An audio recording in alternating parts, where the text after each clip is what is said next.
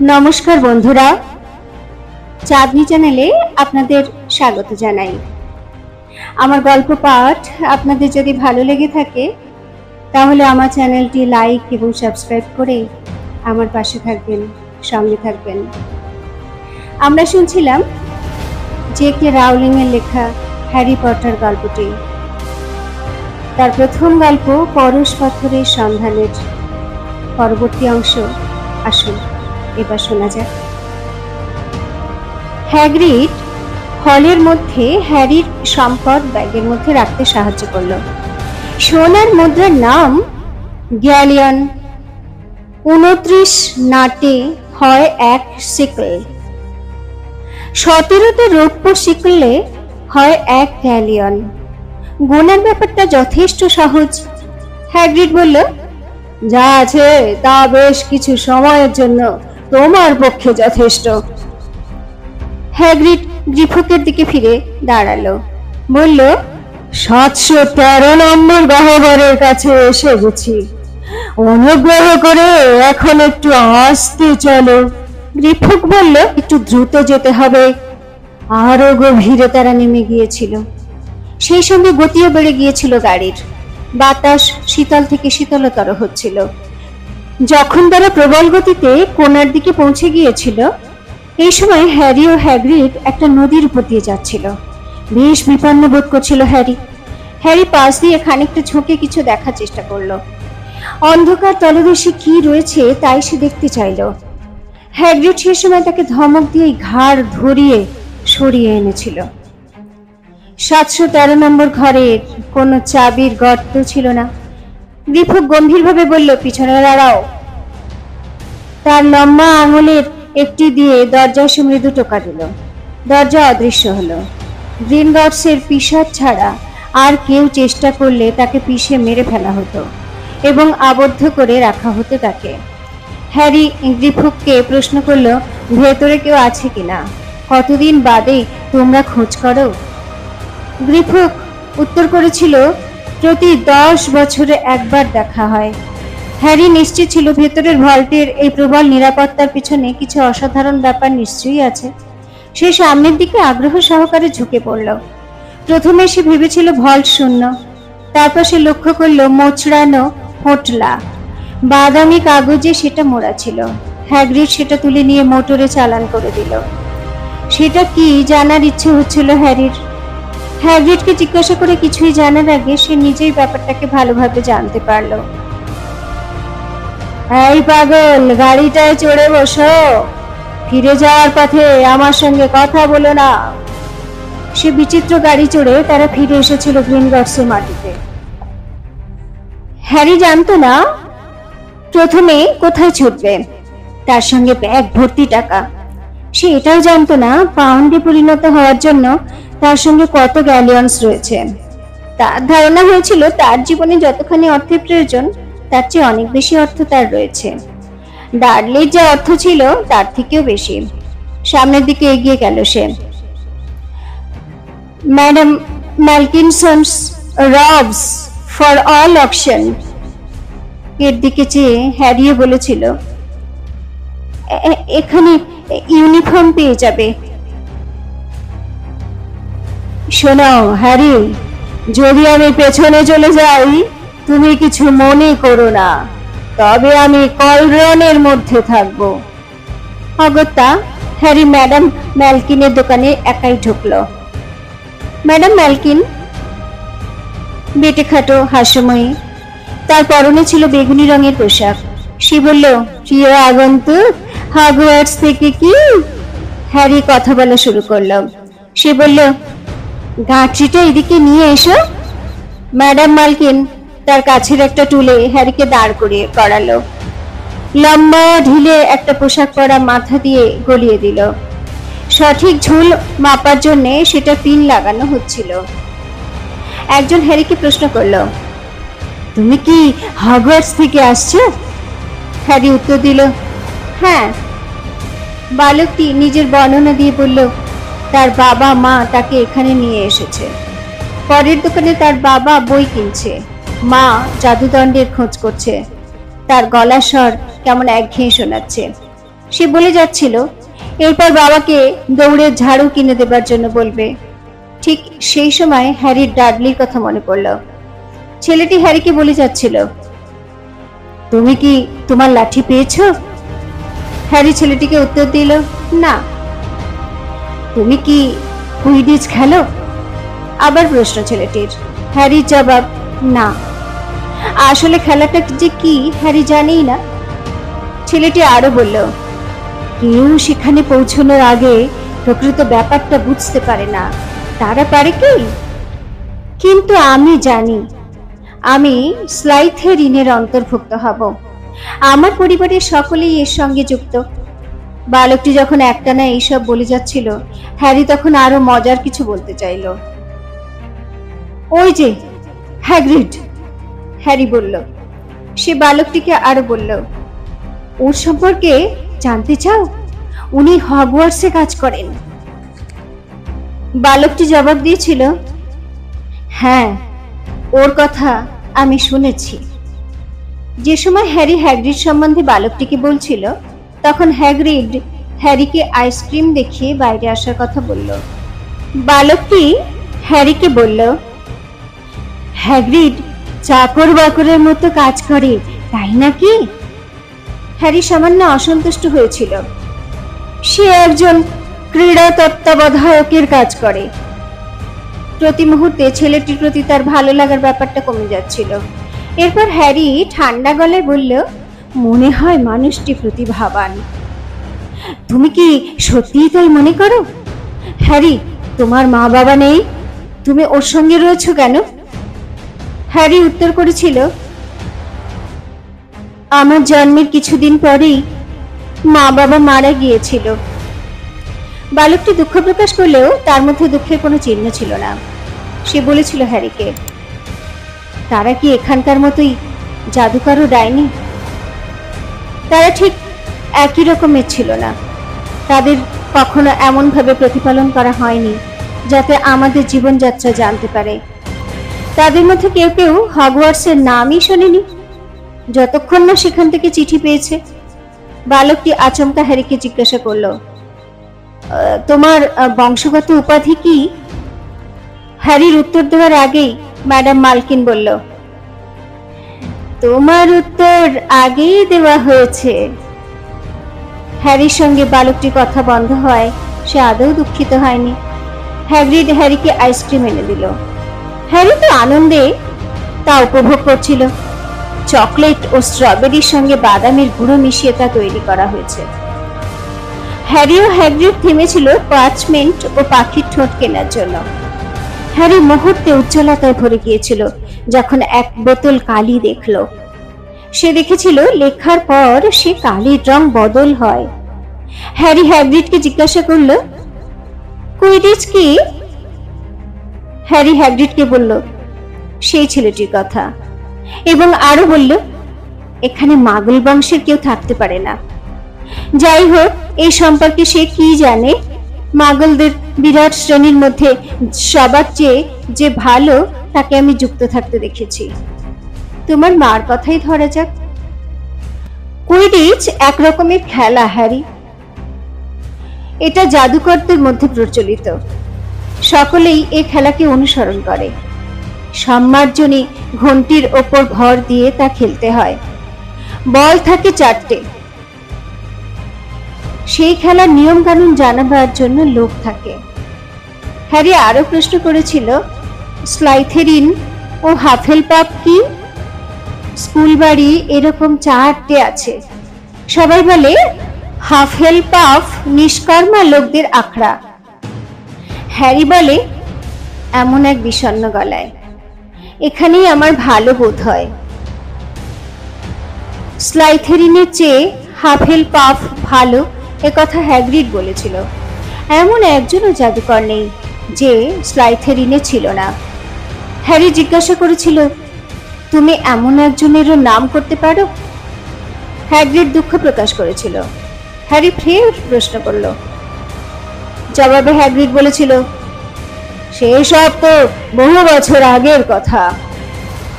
তারা হ্যারির বই কিনেছিল ফ্লাওয়ারিশ ও ব্লটস নামের দোকান থেকে। ঘরের ছাদ পর্যন্ত তাক ভর্তি বই ছিল। চামড়ায় মোড়া বড় আকারের বই, রেশমি কাপড়ে মোড়া ছিল।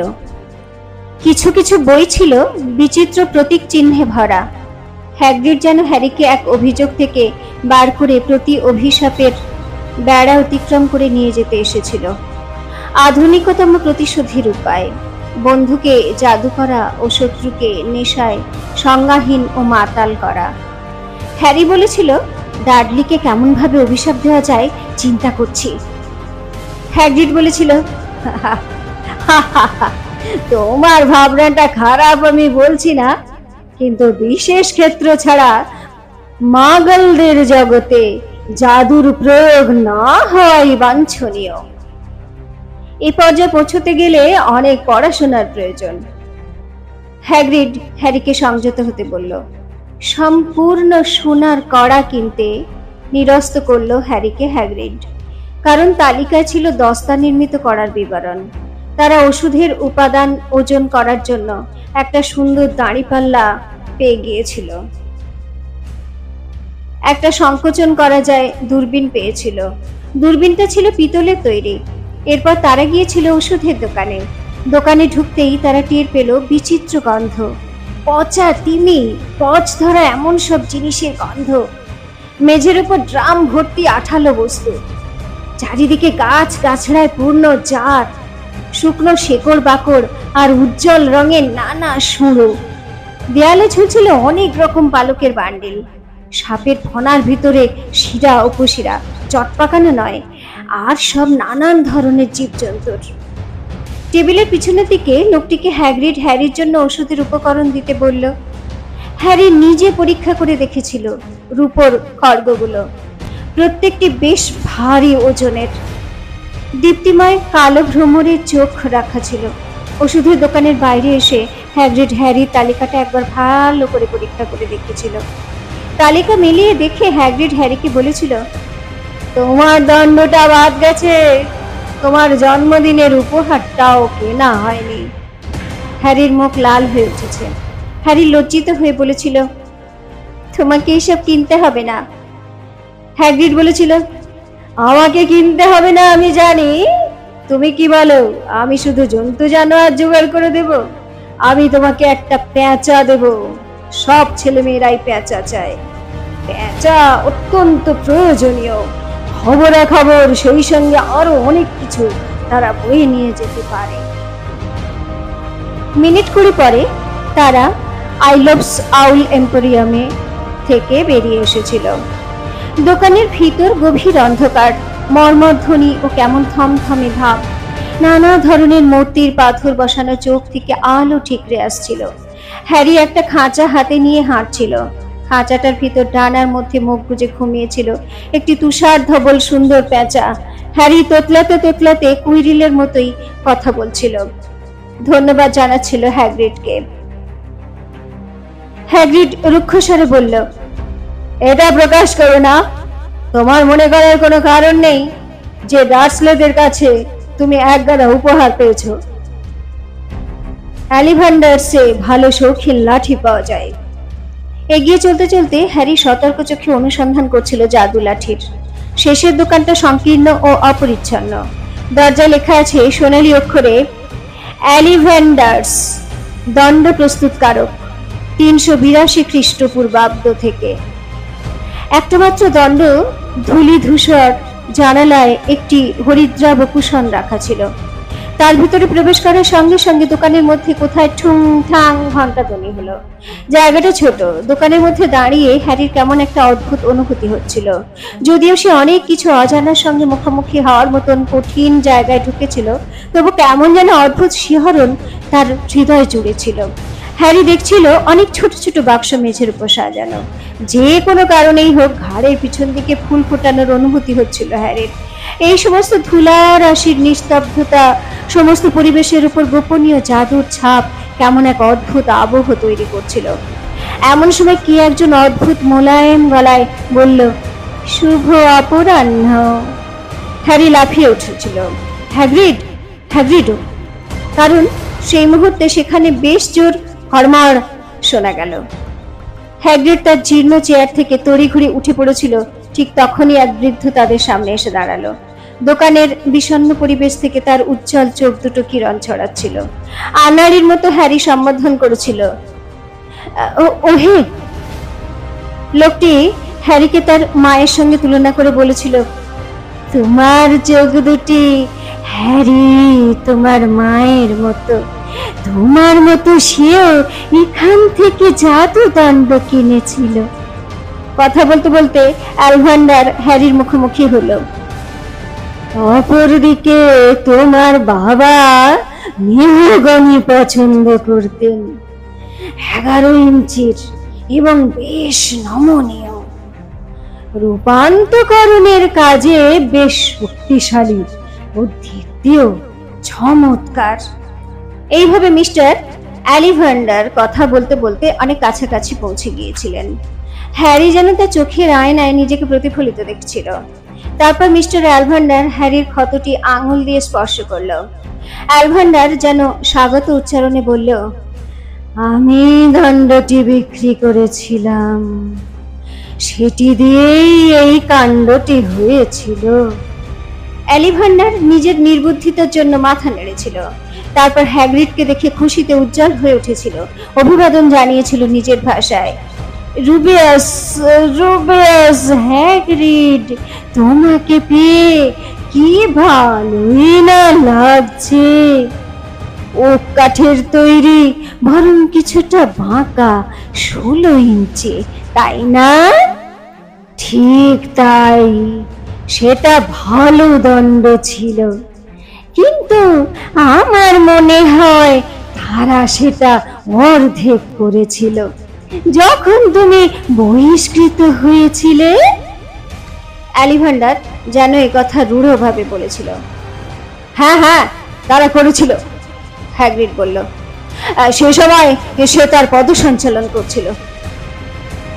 সে কেমন খুশির গলায় বলে উঠল, দণ্ডটা এখনো আমার কাছে আছে। হ্যাগ্রিড প্রত্যয়ের সঙ্গে বলল, সে দণ্ড আমি ব্যবহার করিনি।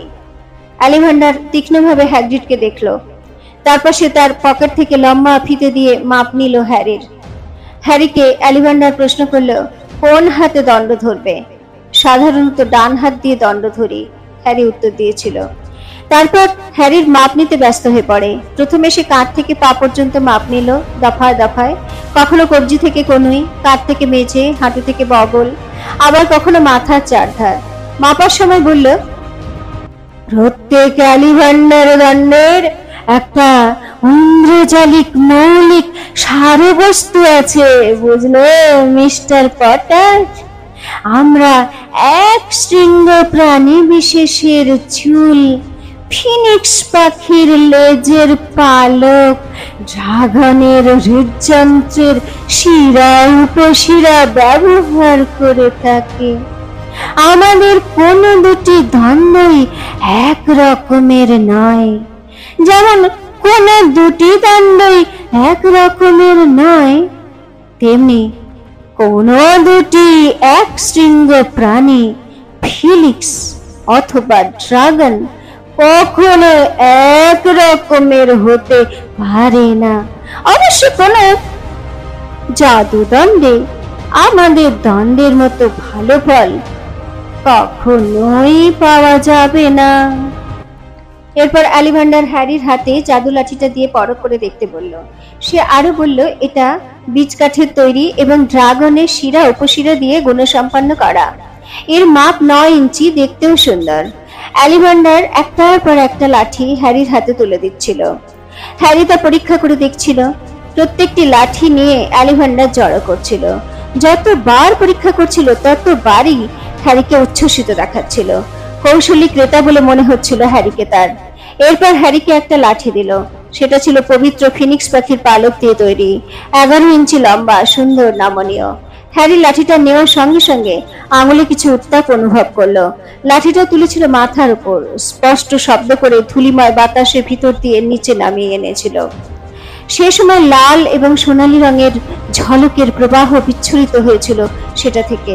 শেষ প্রান্ত থেকে আতশবাজির মতো আলো দেয়ালে নৃত্যশীল হয়ে ছুটে গিয়েছিল। হ্যাগ্রিড হো হো করে হেসে উঠেছিল। আবেগপ্রবণ হয়ে পড়েছিল অলিভান্ডার। সে হ্যারির ঘন্টিটা হাতে নিয়ে বাক্সে পুরে 12মি কাগজ দিয়ে মুড়ে ফেলেছিল। তখন সে বিড়বিড় করে বলছিল, বড় কৌতূহলোদ্দীপক, বড় কৌতূহলোদ্দীপক, বড় কৌতূহলোদ্দীপক, খুব খুব মজার। হ্যারি বলেছিল, দুঃখিত, মজা কিসের? পাণ্ডু দৃষ্টিতে অলিভান্ডার হ্যারিকে ঘিরে বলল, প্রত্যেকটি ঘন্টির কথা আমার স্মরণে আছে, এককভাবে তাদের স্মরণ করতে পারি। এমন ঘটতে পারে যে ফিনিক্সের লেজের সে পালকটা তোমার ঘন্টিতে রয়েছে, তাতে অন্য একটা পালক দিতে পারো। প্রকৃতপক্ষে এটা খুবই মজার। সে তুমি ওই ঘন্টিটার জন্য ভাগ নির্ধারিত করা আছে, যখন ওর ভাই তোমার উপর ক্ষতের সৃষ্টি করেছিল। মিস্টার পটার, আমি এক ব্যক্তির কথা বলবো যার নাম করা যাবে না। সে বিরাট জিনিস সৃষ্টি করেছিল, ভয়ঙ্কর হলেও তা বিরাট। হ্যারি শিউরে উঠেছিল। অলিভান্ডার যে তার যথেষ্ট পছন্দ হয়েছে এ ব্যাপারে তা সে নিশ্চিত ছিল না। তার দোকানের তরফ থেকে তাদের অভিবাদন জানিয়েছিল। সন্ধ্যা হয়ে আসার সময় হ্যারি ও হ্যাগ্রিড তাদের পথ করে দিয়ে নিয়েছিল। প্রাচীরের ভিতর দিয়ে তারা ফিরে এসেছিল। ফিরে যাবার পথে হ্যারি হয়ে গিয়েছিল নির্বাক, নিষ্পন্দ। তাদের সঙ্গে ছিল বিভিন্ন ধানের পোটলা। হ্যারির কোলে ছিল ঘুমন্ত তুষার, ধবল পেঁচা। অন্য এক স্বয়ংক্রিয় সিঁড়ির উপর তারা চড়েছিল। যখন প্যাডিংটন স্টেশনের বাইরের দিকে পৌঁছলো, হ্যারি তখন কেবল বুঝতে পারল তারা কোথায় রয়েছে। এই সময়ই হ্যাগ্রিড তার কাঁধের পর চাপ দিয়ে বলেছিল, তোমার গাড়ি ছাড়ার আগে খাবার সময় করে নিও। সে হ্যারিকে কালো আঙুর কিনে দিয়েছিল। আজ হ্যারি মগ্ন, অসীম আশ্চর্য এক অদ্ভুত জগতে সে ডুবে যাচ্ছে। সে অদ্ভুত অনুভূতির মধ্যে দিয়ে কেটে গেল আজকের জন্মদিনটা। এজন্য যেন হ্যারি হ্যাগ্রিডের কাছে কৃতজ্ঞ। হ্যারির এই মগ্নতা হ্যাগ্রিডকে ভাবিয়েছিল। হ্যাগ্রিড প্রশ্ন করল, হ্যারি, তুমি ঠিক আছো তো? হ্যারির নিস্তব্ধ দুটি চোখ হ্যাগ্রিডকে দেখেছিল। সে ব্যাখ্যা করতে পারছিল না তার অভিব্যক্তি। তারপর হ্যারি প্রশ্ন ছুড়ল, সবাই কেন আমাকে খ্যাতিমান আখ্যা দিয়েছে? কেন হ্যাগ্রিড? লিকি, কালরানির সমস্ত মানুষ, অধ্যাপক কুইরিল, মিস্টার অলিভান্ডার, সবাই তাই ভাবছে। তারা আমার কাছ থেকে বিরাট জিনিস আশা করতে পারে। কেমন করে? হ্যাগ্রিড আড়াআড়ি ভাবে টেবিলের উপর নিচু হয়ে পড়েছিল। জট পাকানো গোঁফ, দাড়ি ও ভ্রুর পেছনে তার মুখে ছিল মায়াময় হাসি। হ্যাগ্রিড হ্যারিকে বুঝিয়ে দিল, হ্যারি, তোমার চিন্তিত হওয়ার কোনো কারণ নেই। তুমি খুব তাড়াতাড়ি শিখে নিতে পারবে। আমি জানি এটা তোমার পক্ষে খুব কঠিন অবস্থা, কিন্তু হগওয়ার্টসে তুমি বেশ কিছু উজ্জ্বল সময় কাটাতে পারবে। হ্যাগ্রিড হ্যারিকে ট্রেনে চড়তে সাহস করছিল। সেই ট্রেন থেকে ডার্সলেদের কাছে ফিরিয়ে নিয়ে যাবে।